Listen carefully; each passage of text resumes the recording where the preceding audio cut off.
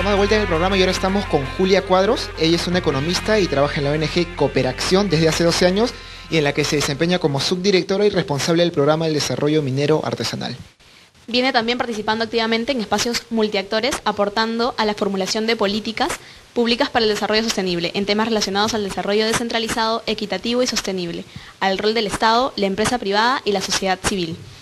Es miembro de la Mesa Nacional de Concertación para la Lucha contra la Pobreza. Hola Julia, ¿cómo estás? Bienvenida a No Apto para Adultos. Muchas gracias, un saludo a todas y a todos. Muchas gracias por invitarme.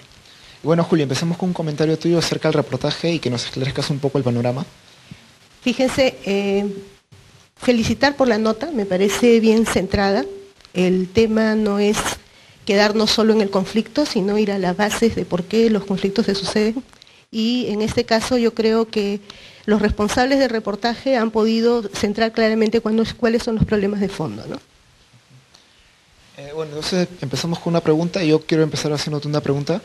Que nos hables un poco de qué tanta es la diferencia entre la minería artesanal y la minería formal, ¿no?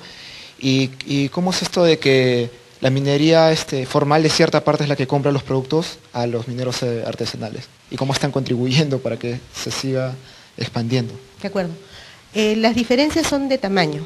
Según la ley, un minero artesanal tiene hasta 1000 hectáreas concesionadas, un pequeño minero hasta 2000 hectáreas y un mediano minero o gran minero hasta 5000 hectáreas. Y también tiene que ver con cuánto producen diario y qué tipo de maquinaria se utiliza. El minero artesanal debería utilizar, según la ley, solamente herramientas simples, barretas, palas, picos, ¿no? Ya el mediano minero y los grandes mineros utilizan maquinaria pesada. ¿Cuál es el problema? El problema, por ejemplo, en el caso de Madre de Dios, que es un caso sui generis, ¿no?, es que los mineros, pequeños mineros que se han acogido a la ley de minería artesanal hasta 1000 hectáreas, no pueden controlar territorios tan grandes y para poder sacarle el mejor provecho a eso lo subarriendan y se lo dan a mineros informales.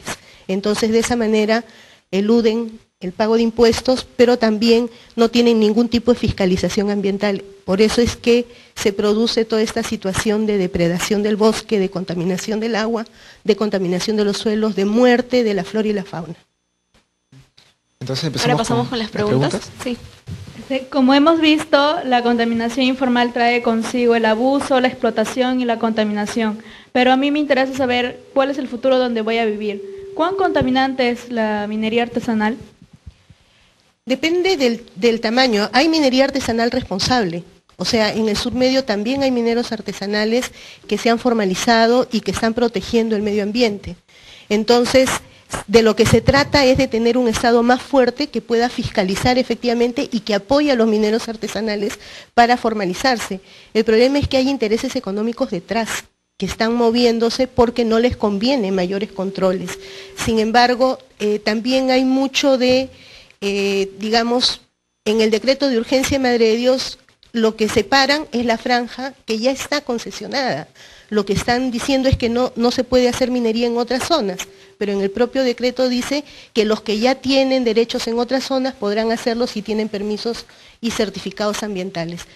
La pregunta de por qué es el paro, digamos, es que hay desde hace muchos años, ¿no es cierto?, hay un interés desde los mineros artesanales porque se modifique la ley de la minería artesanal para que incluya también el tema de minería aurífera, ¿no? Y también hayan mejores precisiones con relación a cómo es que el Estado va a apoyarlos. ¿Acá tenías una pregunta? ¿Qué sanciones emite el Estado a las minerías grandes o a las artesanales, que son principalmente las que causan la contaminación en el planeta? ¿Cuáles son esas sanciones? En el caso del Perú, el organismo encargado es el OCINERMIN, que es la oficina encargada de ver todo el tema de energía y de minería, y lo que hacen son, ponen multas. El problema de las multas es que tú puedes apelar a la multa y subir a una instancia y a otra instancia y nunca pagar la multa. Ese es el problema de un Estado débil. Habría que preguntarnos por qué son las huelgas. Yo no creo que nadie sea, digamos, haga las cosas porque sí, por fastidiar, ¿no es cierto? Al fondo hay problemas que tienen que ser resueltos. ¿Cuál es el problema con nuestro Estado? Que esperan a que las cosas lleguen a un límite, que la gente tome las carreteras para recién hacer cosas. En este paro, los mineros desde noviembre del año pasado están negociando y suspendieron ya un paro en noviembre porque el Estado, la Presidencia del Consejo de Ministros, les ofreció el diálogo. Y han estado dialogando, pero lo que dicen los mineros es que los han estado tonteando. Entonces, llega un momento en que la gente se cansa. No tenemos un Estado fuerte que resuelva los problemas realmente. Entonces, llega un momento en que nos hemos mal acostumbrado a tomar medidas de fuerza para que nos hagan caso, pero ¿responsabilidad de quién es eso, no? Claro. ¿Acá querías hacer una pregunta? Muy buenas tardes. Yo quería hacer una pregunta. ¿Por qué los productos de la minería de nuestro Perú tienen que venderse a otras minerías exteriores? Buena pregunta, esa es parte del modelo, ¿no? Nosotros tenemos en el Perú un modelo que se llama primario exportador. Es decir, se sacan los minerales, por ejemplo, y se exportan sin generar mayor valor agregado, sin procesarlos. En otros países sacan el mineral, lo procesan y nos venden radios, televisores, relojes.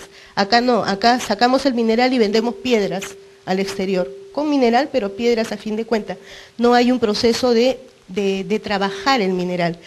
Las pocas experiencias que tenemos de trabajar el mineral, como es la fundición del Oroya, han sido desastrosas porque no tenemos realmente fiscalización. O en el caso de la refinería del cobre en Hilo, donde también hay graves problemas de agua y graves problemas de contaminación ambiental, hasta que finalmente hicieron una planta de tratamiento de ácido sulfúrico. Entonces, hay cosas que se tienen que hacer y como decía José Chávez en el reportaje, ¿no? A Doerran se le ha dado hasta 2 veces la ampliación para que haga las cosas, para que invierta, y no lo ha hecho, y no tenemos un Estado fuerte que le obligue. Entonces, en ese caso estaríamos hablando de que el Estado tiene 2 varas para medir, una para las minerías grandes, para la gran minería, y otras para las minerías artesanales. Y también hay muchos grandes mineros que utilizan la ley de minería artesanal para aprovecharse de que es un régimen más sencillo, ¿no? Menos exigente ambientalmente, y aprovechan esa legislación para digamos, explotar eso, ¿no? Entonces tienes comercializadores de oro, en este caso, que están aprovechándose del tema, pero también gente con mucho poder económico que puede darle no solamente dragas, hay cargadores frontales, hay tractores, hay unas compresoras de aire que chupan el lecho del río y sacan toda la tierra que está debajo, ¿no? Los lodos para separar el oro. Entonces, esa maquinaria, es cierto, cuesta $500,000. ¿Qué pequeño minero o minero artesanal va a tener $500,000 para hacerlo? O sea, hay intereses económicos detrás que no están siendo, digamos, puestos, ¿no?, sobre el tapete, y que es necesario que se investigue. ¿Acá tenés una pregunta? Sabemos que la minería informal trae consigo problemas de contaminación, pero mi pregunta sería, ¿cómo afecta en la economía la minería artesanal informal? Sí, la minería artesanal puede ser informal o no, también hay minería formal. La minería informal artesanal lo que hace es no paga impuestos, ¿no?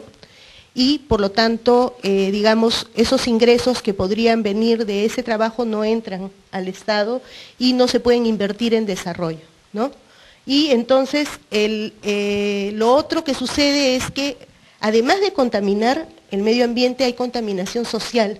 Hemos empezado a hablar de contaminación social. Hay trabajo infantil, hay prostitución, hay alcoholismo, porque se convierte en tierra de nadie. Yo he llegado a un pueblo minero artesanal, ¿no?, y parecían esos pueblitos del lejano oeste que se agarran a balazos igualito, porque no había en ese momento autoridad, no había policía, o sea, y encima veníamos de un momento de la violencia política, ¿no es cierto?, donde la gente había salido huyendo de sus pueblos y se había puesto en esos centros mineros a hacer minería artesanal porque no tenía otra alternativa.